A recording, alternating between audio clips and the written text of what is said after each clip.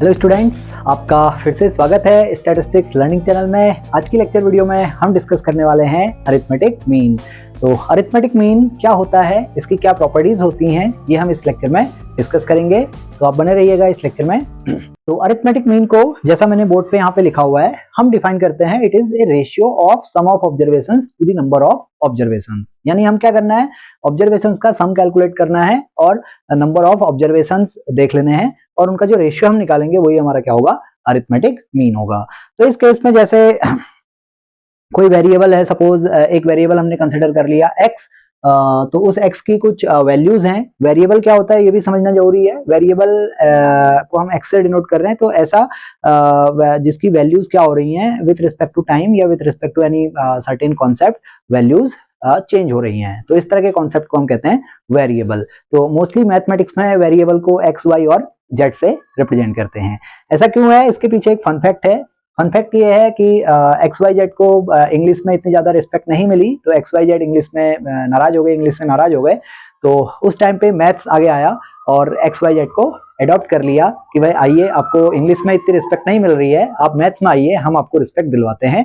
तो जब से ये मैथ्स में आए एक्स वाई जेड, तो तभी से बच्चे काफी परेशान रहने लगे, लेकिन इनको प्रॉपर रिस्पेक्ट भी मिलती है।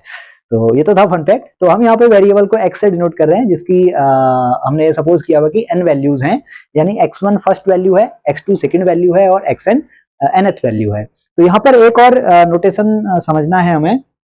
जो वेरिएबल होता है, वेरिएबल को कैपिटल लेटर से डिनोट करेंगे और उसकी वैल्यूज को स्मॉल लेटर से डिनोट करेंगे। जैसे मैंने इस केस में किया हुआ है, एक वेरिएबल है x, उसकी n वैल्यूज हैं, तो उन n वैल्यूज को स्मॉल वैल्यूज से मैंने डिनोट किया हुआ है, तो x1 x2 up to xn। तो इस केस में जो अरिथमेटिक मीन होगा, इस अरिथमेटिक मीन को हम x बार से डिनोट करते हैं। अब x बार है क्या, x बार होगा sum of observations divided by number of observations, जैसा हमने डेफिनेशन में बात की। तो इस केस में सम ऑफ ऑब्जर्वेशंस यानी first observation plus second observation plus up to nth observation whole divided by number of observations, that is n। तो ये हो गया simple formula of arithmetic mean. तो यहां पर इसको एक फॉर्मूला फॉर्म में ले ले, समराइज्ड फॉर्म में ले ले, तो इसको हम लिख सकते हैं x bar equal to sigma x divided by n। यानी जो सम हम प्लस को बार बार लिख रहे हैं, तो इस रिपीटेशन से बचने के लिए हम इस सम को कैपिटल लेटर सिग्मा से डिनोट करते हैं। तो कैपिटल लेटर सिग्मा का मतलब होता है सम ऑफ वैल्यूज। अब क्यों, कौन सी वैल्यूज, x वैल्यूज। और x वैल्यूज क्या क्या है, x वैल्यूज हैं x1 x2 up to xn। तो x बार हो गया सिग्मा x अपॉन n। तो ये फॉर्मूला बन गया फॉर्मूला फॉर अरिथमेटिक मीन। अब ये फॉर्मूला मोस्टली हम रॉ डेटा में यूज करते हैं। अब अगर हमारे पास फ्रीक्वेंसी डिस्ट्रीब्यूशन होगा, अब फ्रीक्वेंसी डिस्ट्रीब्यूशन क्या होता है, सपोज करो जो वैल्यूज हैं उन वैल्यूज को हमने डिफरेंट क्लासेस में ग्रुप किया हुआ है। अब सपोज हमारे पास के ग्रुप्स हैं, जिसमें जो पहला ग्रुप है वो x1 है, दूसरा ग्रुप x2 है, इसी तरह से हमारे पास टोटल कितने ग्रुप्स हैं, के ग्रुप्स हैं। अब जो फर्स्ट ग्रुप है, फर्स्ट ऑब्जर्वेशन है, वो सपोज उसकी जो रेपिटेशंस है वो f1 है, यानी हम कह सकते हैं इस केस में x1 की फ्रीक्वेंसी कितनी होगी, f1 होगी। इसी तरह से x2 की फ्रीक्वेंसी f2 होगी, इसी तरह से xk की फ्रीक्वेंसी fk होगी। तो ये एक फ्रीक्वेंसी डिस्ट्रीब्यूशन है। तो यहां से हम फॉर्मूला ड्राइव करते हैं, formula of arithmetic mean for a frequency distribution, जिसे हम वेटेड अरिथमेटिक मीन भी कहते हैं। वेटेड अरिथमेटिक मीन में हुआ भाई x1 का वेट कितना है, f1 है, x2 का वेट f2 है, xk का वेट fk है। तो इस केस में कैसे अरिथमेटिक मीन कैलकुलेट होगा, तो हमें सिर्फ क्या करना है, डेफिनेशन पे जाना है। डेफिनेशन क्या है, डेफिनेशन है x bar is sum of observations divided by number of observations. तो सम ऑफ ऑब्जर्वेशंस में x1 f1 टाइम्स रिपीट हुआ है, तो सम ऑफ ऑब्जर्वेशन क्या होगा x1 का, x1 को हम f1 टाइम्स सम करेंगे, तो ये हो जाएगा f1 इंटू x1। भाई सीधा सीधा कॉन्सेप्ट है, अगर हम 1 को 3 टाइम्स ऐड करें तो ये हो जाएगा 3 इंटू 1। इसी तरह से 2 को 4 टाइम्स ऐड करें तो ये हो जाएगा 4 टाइम्स 2। तो इसी तरह से x1 को f1 टाइम्स ऐड करेंगे तो ये सम हो जाएगा f1 x1। अब ये एक सम तो नहीं है, हमारे पास क्या है, k ग्रुप्स हैं, तो हमारे पास कितने सम्स आएंगे, k सम्स आएंगे। तो पहला सम हो गया f1 x1, इसी तरह से दूसरा सम हो जाएगा f2 x2, इसी तरह से kth सम हो जाएगा fk xk, और number of observations, number of observations कितने होंगे भाई, यहां पर number of observations first group में कितने हैं, F1 है, सेकंड ग्रुप में F2 है, kth ग्रुप में Fk हैं, तो टोटल नंबर ऑफ ऑब्जर्वेशंस हो जाएंगे F1 plus F2 plus up to Fk। तो फाइनली जो फॉर्मूला यहां पे बनेगा, ये फॉर्मूला बन जाएगा sigma, sigma means sum of values, sum of values कौन सी values, f into x divided by again sum of values कौन सी वैल्यूज, फ्रीक्वेंसी वैल्यूज। तो ये हो जाएगा x bar equal to sigma f x upon sigma f, ये हो जाएगा arithmetic mean for a frequency distribution. अब इसको अप्लाई कैसे करेंगे, इसको एक एग्जांपल से समझते हैं। तो जैसे एक एग्जांपल हमने यहाँ पे कंसिडर किया है, find arithmetic mean of 2, 4, 6, 8, 10 and 12। तो ये एक डेटा सेट हमें गिवन है, तो इस डेटा सेट में जो अरिथमेटिक मीन होगा x बार, ये कितना हो जाएगा, sum of observations that is 2 plus 4 plus 6 plus 8 plus 10 plus 12 whole divided by number of observations. तो इस केस में नंबर ऑफ ऑब्जर्वेशंस कितने हैं, 6 हैं, तो सम ऑफ ऑब्जर्वेशंस ये हम कैलकुलेट कर लेंगे, ये आएगा आपका 42, सम ऑफ ऑब्जर्वेशंस आ गया 42 डिवाइडेड बाय 6।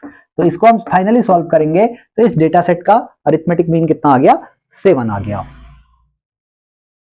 तो ये तो सिंपल केस है। इसी तरह से अगर हम फ्रीक्वेंसी डिस्ट्रीब्यूशन की बात करें, तो फ्रीक्वेंसी डिस्ट्रीब्यूशन दो तरह से होता है, एक होता है ग्रुप्ड फ्रीक्वेंसी डिस्ट्रीब्यूशन जिसमें डिस्क्रीट केसेस होते हैं, दूसरा होता है कंटिन्यूअस फ्रीक्वेंसी डिस्ट्रीब्यूशन जिसमें क्लास इंटरवल्स होती हैं। तो उस केस में कैसे हम अरिथमेटिक मीन को कैलकुलेट करेंगे, तो ये भी इसमें समझते हैं। तो जैसे यहाँ पर ये एक डेटा गिवन है, ये डेटा डिस्क्रीट फ्रीक्वेंसी डिस्ट्रीब्यूशन का एग्जाम्पल है। यहाँ पर जो टोटल नंबर ऑफ स्टूडेंट्स हैं, इनको हमने इस तरह से डिफरेंट मार्क्स कैटेगरीज में डिवाइड किया है। तो डेटा समझ में, अगर हम डेटा समझें तो 5 मार्क्स ऐसे स्टूडेंट्स हैं, 4 स्टूडेंट्स ऐसे हैं जिनके मार्क्स एग्जैक्टली क्या है, 5 के इक्वल है, 6 स्टूडेंट्स ऐसे हैं जिनके मार्क्स एग्जैक्टली 10 के इक्वल है। तो इस तरह का डेटा हमारा डिस्क्रीट फ्रीक्वेंसी डिस्ट्रीब्यूशन कहलाता है। तो इस केस में हम अरिथमेटिक मीन कैसे कैलकुलेट करेंगे, तो यहाँ पर मार्क्स को हम x ले लेते हैं और नंबर ऑफ स्टूडेंट्स को f ले लेते हैं। तो इस केस में हमें क्या कैलकुलेट करना है, देखो फॉर्मूला क्या था, x bar equal to sigma f x divided by sigma f, यानी हम पहले फर्स्ट ग्रुप का सम कैलकुलेट करेंगे। तो फर्स्ट ग्रुप का सम कितना होगा, 5, 4 टाइम्स रिपीट हुआ है, तो यहाँ पर हम एक कॉलम कैलकुलेट करेंगे f इंटू एक्स, तो ये हो जाएगा 4 इंटू 5 दैट इज 20, इसी तरह से 6 इंटू 10 दैट इज 60, इसी तरह से 10 इंटू 15 दैट इज 150, इसी तरह से 8 इंटू 20 160, 4 इंटू 25 100, 2 इंटू 30 60। तो इस तरह से हमने f इंटू एक्स वाला कॉलम कैलकुलेट कर लिया। अब हमें चाहिए सिग्मा f यानी सम ऑफ फ्रीक्वेंसीज यानी टोटल नंबर ऑफ स्टूडेंट्स। तो टोटल नंबर ऑफ स्टूडेंट्स के लिए इस कॉलम का सम हम कैलकुलेट करेंगे, तो ये कितना आएगा, 4 प्लस 6 10 10 10 20 20 28 32 एंड 34। तो सिग्मा f यहाँ पे आ गया 34 और सिग्मा एफ एक्स हम कैलकुलेट कर लेंगे, तो सिग्मा एफ एक्स आ गया 550। तो फाइनली जो x बार होगा sigma f x divided by sigma F, तो ये आ जाएगा 550 डिवाइडेड बाई 34। तो ये हम सॉल्व कर लेंगे कैलकुलेटर की हेल्प से। तो 4 प्लेसेस तक हमने x बार कैलकुलेट कर लिया, x बार की वैल्यू आ गई 16.1765, यानी जो एवरेज मार्क्स हैं इस केस में वो है 16.1765। तो इस तरह से हम डिस्क्रीट फ्रीक्वेंसी डिस्ट्रीब्यूशन के केस में अरिथमेटिक मीन कैलकुलेट करेंगे। इसी तरह से अगर हमारे पास कंटिन्यूअस फ्रीक्वेंसी डिस्ट्रीब्यूशन है, तो उस केस में कैसे हम अरिथमेटिक मीन कैलकुलेट करते हैं, इसे भी एक एग्जाम्पल से समझते हैं। तो ये एक डेटा सेट हमें यहाँ पे गिवन है, तो इस केस में मार्क्स हमें क्लास इंटरवल में गिवन है, तो 4 स्टूडेंट्स ऐसे हैं जिनके मार्क्स इन बिटवीन 0 to 10 है, इसी तरह से 6 स्टूडेंट ऐसे हैं जिनके मार्क्स इन बिटवीन 10 to 20 हैं। तो ये कंटिन्यूअस फ्रीक्वेंसी डिस्ट्रीब्यूशन है। तो इस केस में अरिथमेटिक मीन कैसे हम कैलकुलेट करेंगे, तो इसके लिए पहले हम नंबर ऑफ स्टूडेंट्स को फ्रीक्वेंसी से डिनोट कर लेते हैं, एफ से डिनोट कर लेते हैं, और एक मिड वैल्यू हम यहाँ पर कैलकुलेट करेंगे, मिड वैल्यू को MB से डिनोट करेंगे और यही हमारा क्या होगा इस केस में x होगा, और फाइनली हम लास्ट कॉलम में f इंटू एक्स कैलकुलेट करेंगे। तो अब जो मिड वैल्यू होती है क्लास इंटरवल्स की, ये होती है upper class limit plus lower class limit divided by 2, यानी जो मिड वैल्यू होगी, मिड वैल्यू की कैलकुलेशन होगी upper class limit plus lower class limit divided by 2। तो इस फर्स्ट केस में अपर क्लास लिमिट 10 है, लोअर क्लास लिमिट 0 है, तो 10 plus 0 divided by 2 that is equal to 5। अब इसी तरह से नेक्स्ट क्लास की मिड वैल्यू हम कैलकुलेट करेंगे, तो 20 प्लस 10 that is 30, 30 divided by 2 that is 15। तो इस तरह से हम कैलकुलेशंस करेंगे वन बाय वन हर क्लास के लिए। अब यहाँ पर देखो क्लास इंटरवल 10 यूनिट का है, तो मिड वैल्यू सीधे सीधे 10 के स्केल पे ऐड होते जाएगी। तो 5 and 15 then 25 then 35 then 45 then 55 then 65। तो इस तरह से ये मिड वैल्यूज हमने कैलकुलेट कर ली। अब फाइनली हमें क्या करना है, f इंटू एक्स कैलकुलेट करना है। तो पहले हमने क्या किया, इन क्लास इंटरवल से एक एवरेज निकाल लिया और फिर उस एवरेज को फर्दर हम क्या कर रहे हैं, फ्रीक्वेंसीज के टर्म्स में सम कैलकुलेट कर रहे हैं। तो 4 इंटू 5 यानी 4 टाइम्स 5 ये आएगा 20। इसी तरह से 15 टाइम्स 6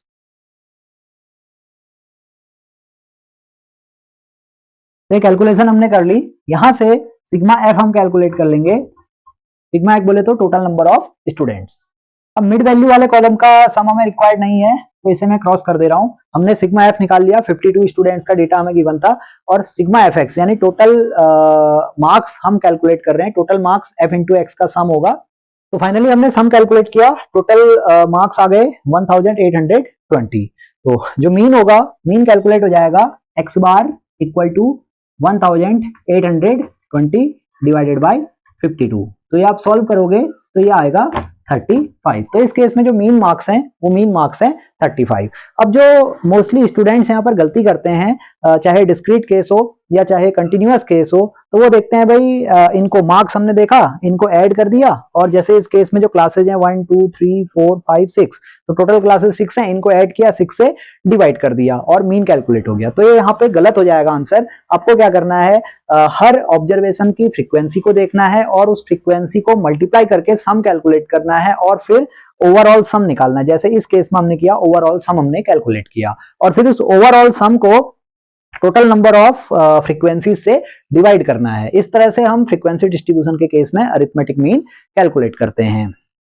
तो अब जो नेक्स्ट लेक्चर वीडियो होगा उसमें हम प्रॉपर्टीज ऑफ अरिथमेटिक मीन को डिस्कस करेंगे, क्या क्या प्रॉपर्टीज होती हैं और इसमें थ्योरेटिकल प्रॉपर्टीज क्या क्या होती हैं, ये भी हम डिस्कस करेंगे, जो मोस्टली एमएससी और बीएससी के स्टूडेंट्स पढ़ते हैं स्टैटिस्टिक्स स्ट्रीम के, जिसमें हम थ्योरेटिकल प्रॉपर्टीज क्या होती हैं और इसके एडवांटेजेस क्या हैं, डिसएडवांटेजेस क्या हैं, उनको भी न्यूमेरिकल एग्जाम्पल से समझेंगे।